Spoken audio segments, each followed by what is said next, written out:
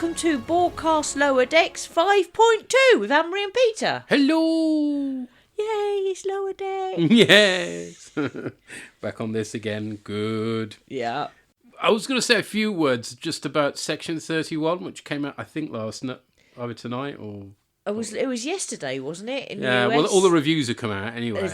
Even Trek Core, that's normally pleased about almost anything, is like, no, it's a disappointment. It is not Star Trek. In their words, it's like, right, shan't be bothering with that then. No, thank you. So, yes, don't expect a podcast about that anytime soon.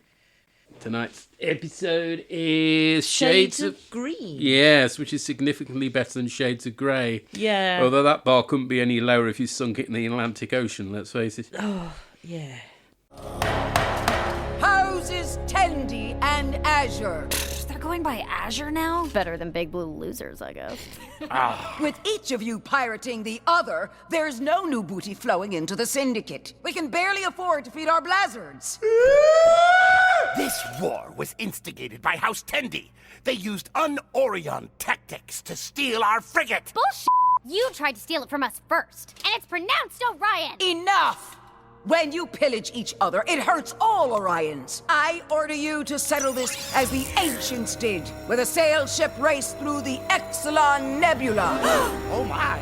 Orions haven't used sail ships in hundreds of years. Isn't this a bit extreme? We're gonna crush this. I did varsity solar sailing in high school. Not through a dangerous nebula. The first to survive the journey and reach our hidden treasure wins. Okay, maybe it'll be fun. It will not be fun. The losing house will be removed from the Syndicate, and their wealth given to the winner. What? Hell yeah! It is on! Hope you ladies like to lose. So you have Tendi and Erica, and it looks like that they're sort of breaking into a ship with a... What are they called? The Blue Twats. Orions. Blue Twats, right.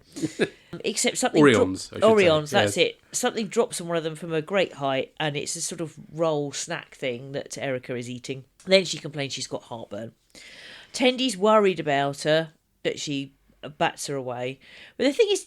Now, I have to check this with you. Did their mum come in like they were kids and tell them it was time I for thought bed?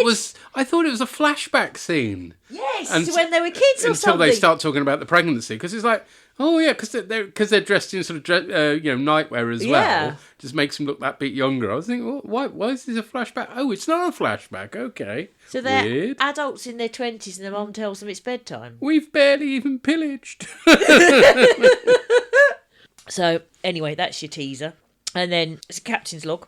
And they've gone to Targalus 9, where they've become members of the Federation, so they're dismantling their capitalist society and removing all their financial structures to make way for museums. Burning notes. Love it. Oh, how wonderful that would be. And so you've got Boimler giving his bointers. God. It's so pointless though. As lift with the legs and your spine will be fine. I don't know what Bointer number that was. And then he's going to look at the red pad that he sneaked. But sees Mariner coming, so he quickly hides it away. I think all these pointers are a result of something he's read in the pad. So Yeah. because he was talking about reading about somebody. He was like, oh yeah, right. And Mariner's like, wait, you've got something on your face. And it's a weird little moustache.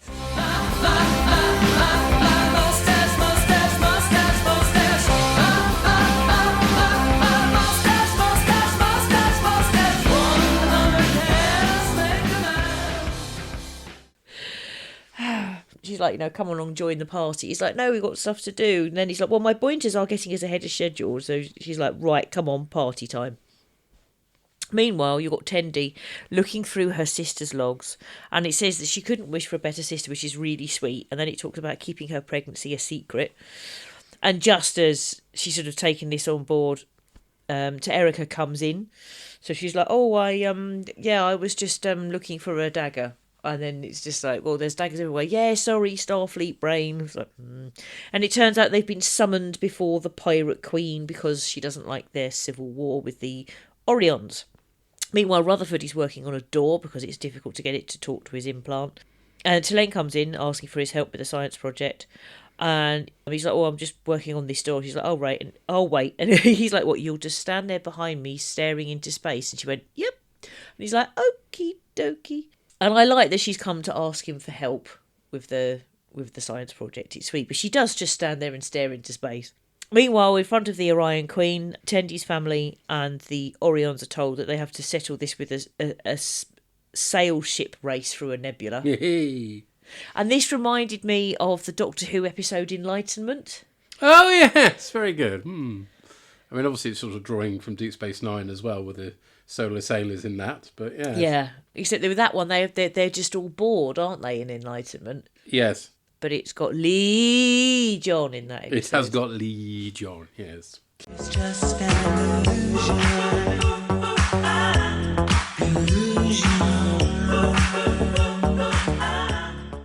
Man, so amazing. They gave him extra ease. And I'm not talking about the drugs, although possibly. Possibly, yeah. It was the 80s. Yeah. I can't believe you missed the Blazards out, though. Oh, so they were on the next page. I hadn't turned it Oh, all right, over. right. Look forward to the Blazards. Good. Oh, because they look a bit like dinosaurs to me. But They're obviously a cross between a bat and a lizard, so therefore they are going to look a bit dinosaur-like, but yes. They just make this weird-ass noise, don't they?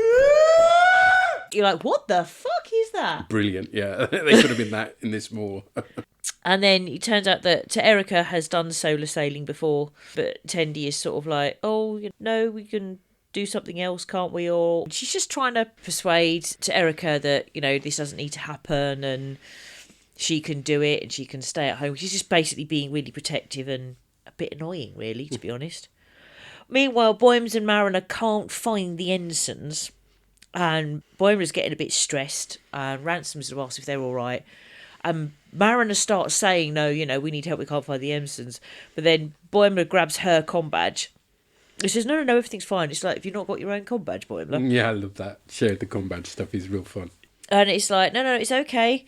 They'll, I gave them a pointer. We'll have a rendezvous. We're going to meet at the Museum of Friendship.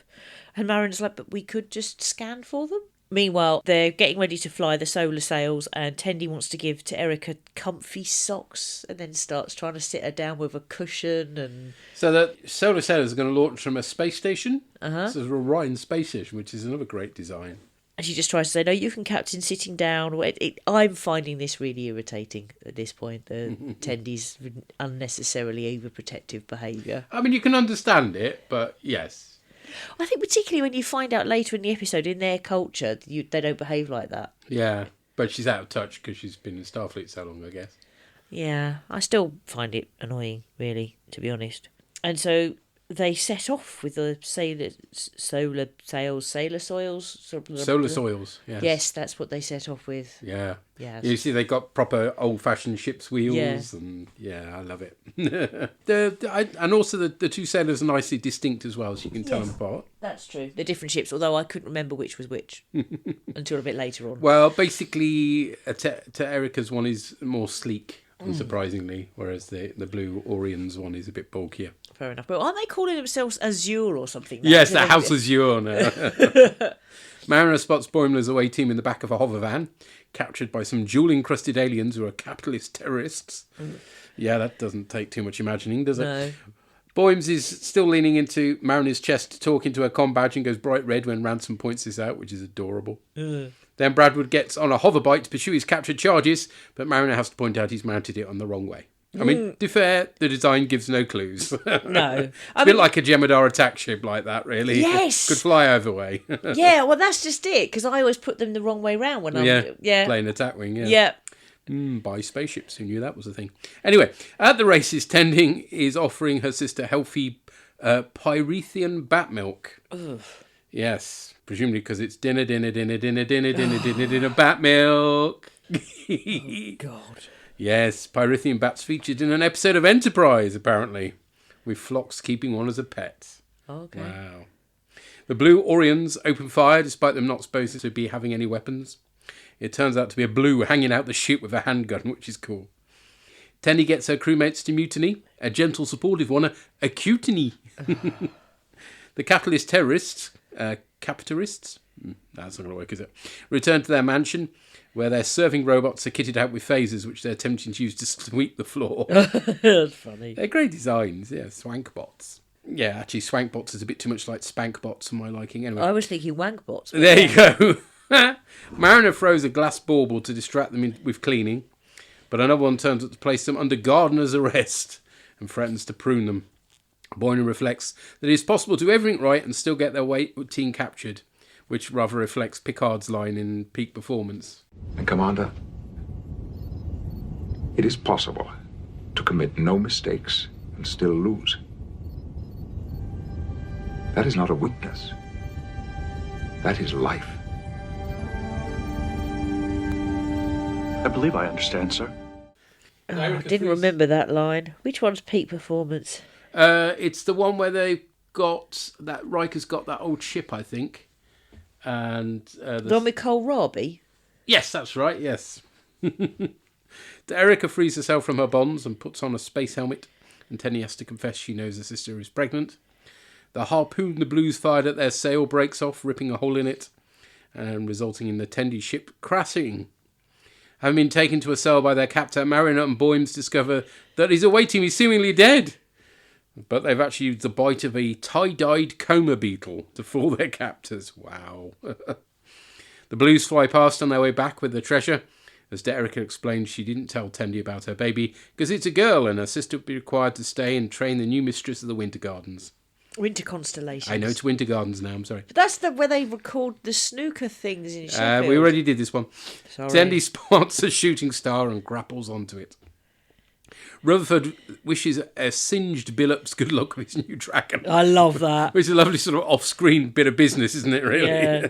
Before discovering Tallinn has spent the night finishing off the repairs on the shuttle. This upsets him because he was eking the project out that he worked on with Tendi.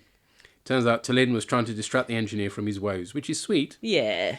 She's a much swifter learner of human emotions than Spock ever was, let's face it. The Tendi But then crew... did Spock maybe not want to learn them because he was half human? The Tendi crew board the Blues ship and blow up the treasure so that the race will be considered a tie and everyone gets to keep their wealth. But instead the Queen declares everyone a loser, which is certainly not the predicted ending, but there you go. Thankfully, Tendi's folks are happy with the idea of penury, since it will cut down on the assassination attempts.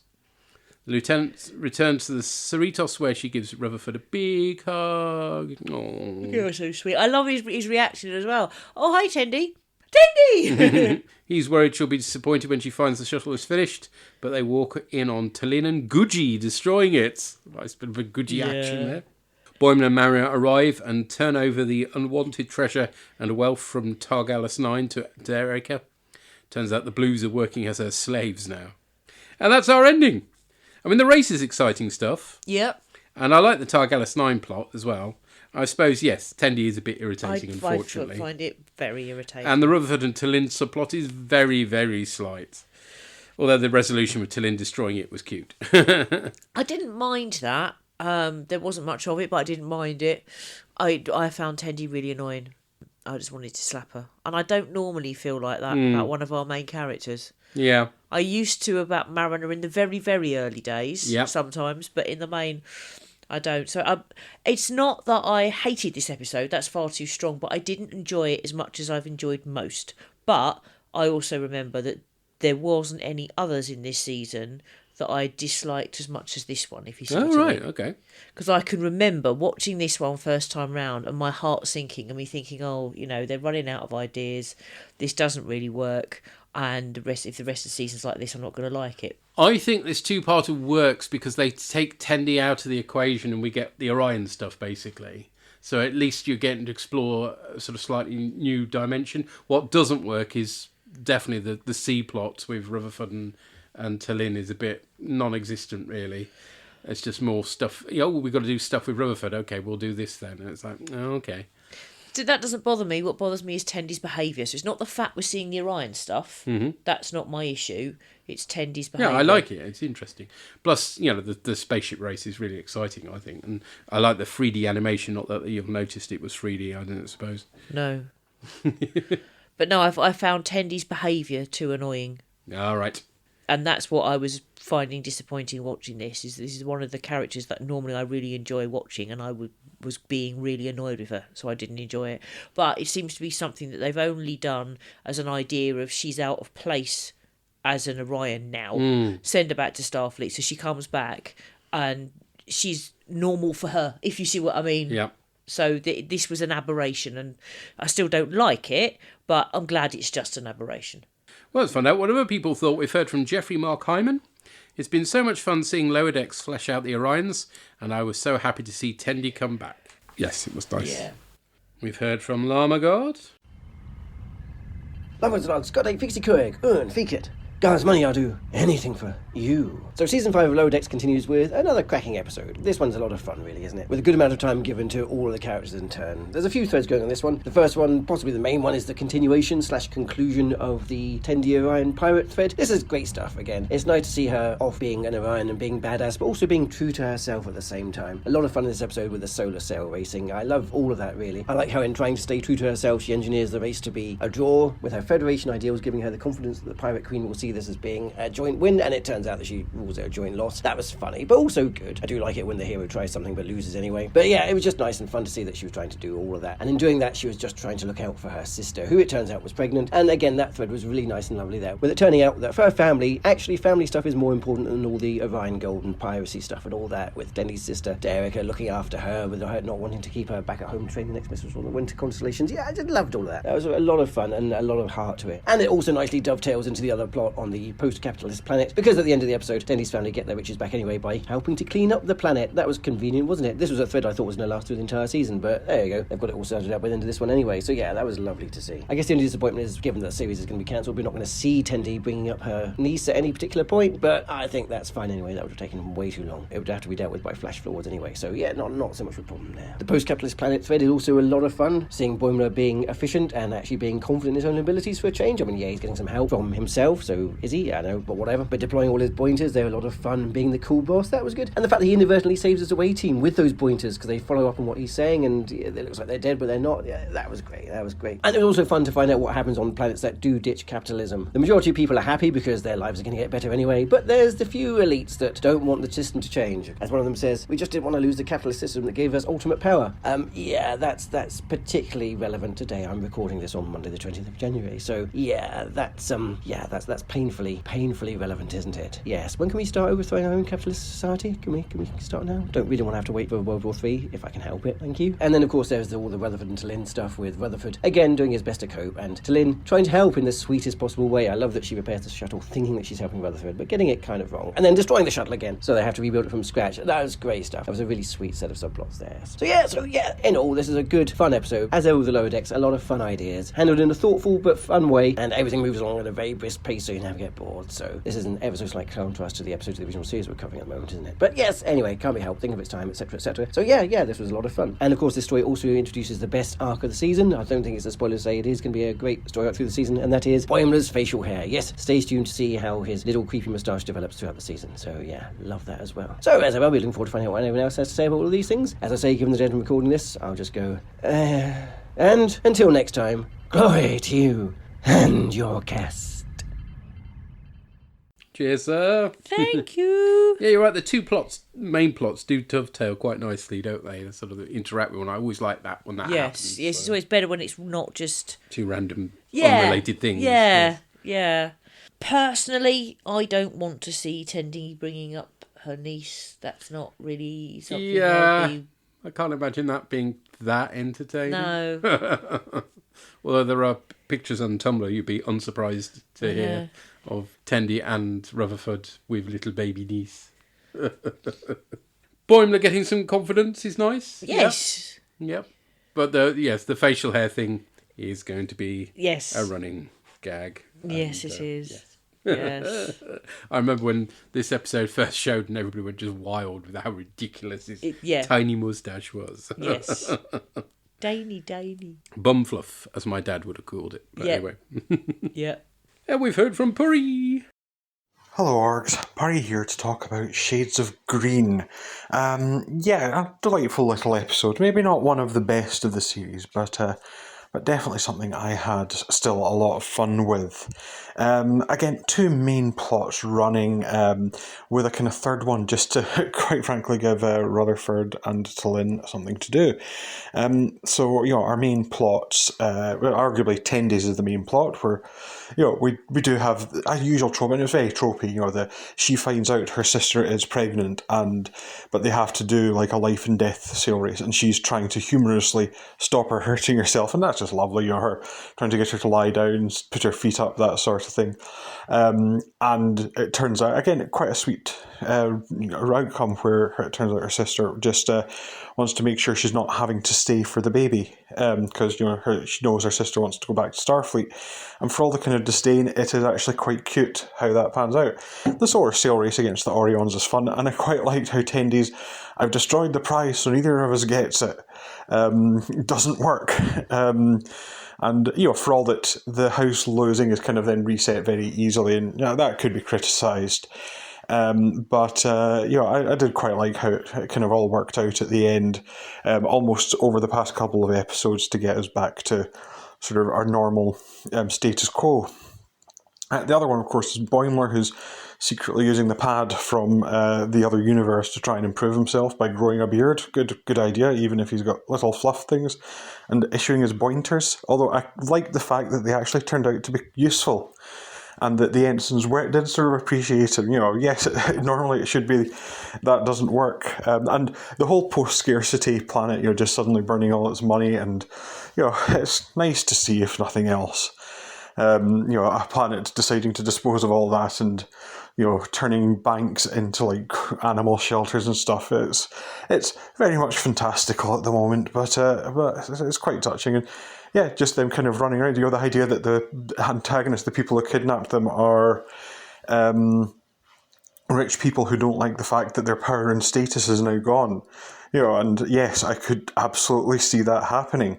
If you said, yes, your money and power doesn't status, that they'd try to undo it. So, like I say, good laugh. I think maybe both stories are a bit slight, although they're kind of building. I think this is the thing, particularly with Boimler's arc, and to an extent with Mariner's, not really, but more so with Boimler's arc. They're kind of building on building on something.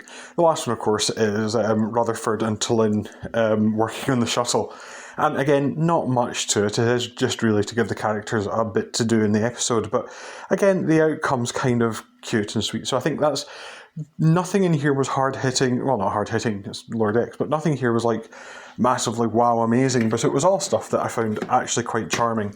And I think that's where Lord X wins out with me a lot, is its charm. So yeah, all that remains for me to say is do keep up the good work. I also look forward to the podcast, and I'll hopefully feed back in the next one. But until then, bye for now. Bye. Bye.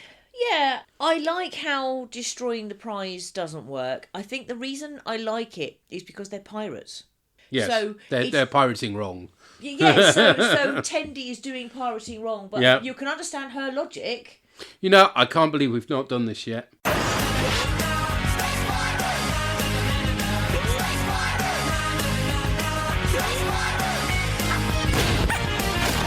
Oh my heavens, we're slacking. We are slacking. Yeah, sorry, I'm very tired. And that's what the Blizzards are. They're their version of parrots, aren't they? Yes! That penny has now dropped. Ooh, they should have had one on all the ships, though. Yeah, on someone's shoulder. Yes, definitely. And they should have had a Mr. Fibbly as well. Mr. Fibbly! That's a Doctor Who Pirate Planet reference, in case you're wondering. Yes. I like that, Derricka's motivation was really sweet. Yes. Derricka comes out this a lot better than Tendi does, to be honest. Yeah, I wasn't cross with Derricka at all. You're right, they are parrots. How could we miss that? I mean, I know I'm tired, and that's why I never sung Space Pirates. That's fine. But this is the second time I've seen this episode. Third time, presumably, for you. Yep. And it's literally only just realised. Yeah, how thick it was sitting on the Queen's shoulder. That really should have been a giveaway, shouldn't it? And never mind. Oh, God, how thick are we? Bloody hell. Sorry, guys. We're slipping. Anyway, let's hope we do a better job when we cover the best exotic Nanite hotel. Oh, nice. On the 5th of February. But before that, next week, on the 30th of January, we cover the original series' Whom Gods Destroy, which I think I've watched and forgotten already. Like, I watched it last week. You said it was all right. Oh, good. I'm glad about that then, because I've forgotten it already.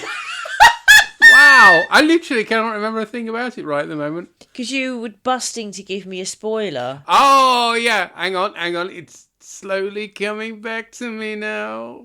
Something about the casting. Yes, no, it is good. Spoilers.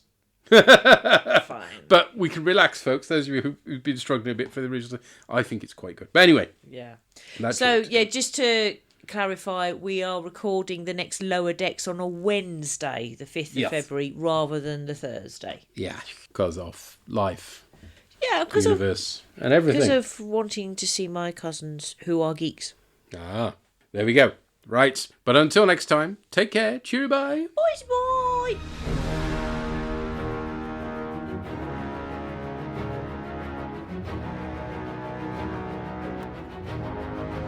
The art for Borgcast Lower Decks is the fantastic work of Charlie Thorburn.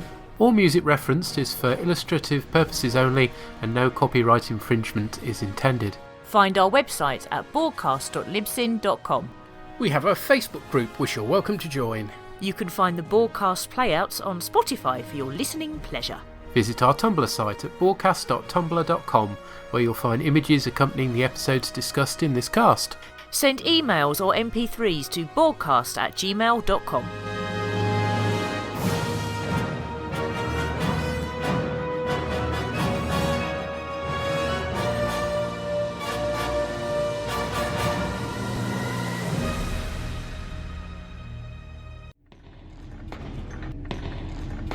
Shut it down!